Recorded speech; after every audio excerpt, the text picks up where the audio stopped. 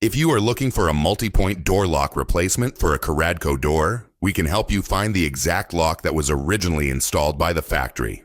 There were a few lock brands that Caradco used throughout the years. The easiest way to determine what lock you have is to look for a label on the edge of the door. Look at the bottom of the label and see if the number 4101341, again, 4101341.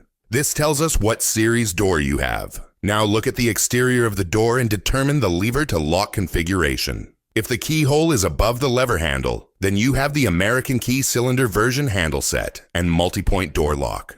If you look on the edge of the door where you see the multi-point lock strip, you will notice the lock strip metal is 3/4 of an inch wide and made of stainless steel. If the keyhole is below the lever handle, then you have the European handle set and door lock. You will notice that the lock strip faceplate on the edge of the door is 5/8 wide and made out of stainless steel or just steel. These small details will help us determine the factory specified replacement lock that repairs your Caradco door. If you need any more help, you can always give us a call to get help. Call us at 954-804-1044, or you can always send us an email and photos to hoppylocks@gmail.com. We keep these replacement locks in stock and ready ship out directly to you.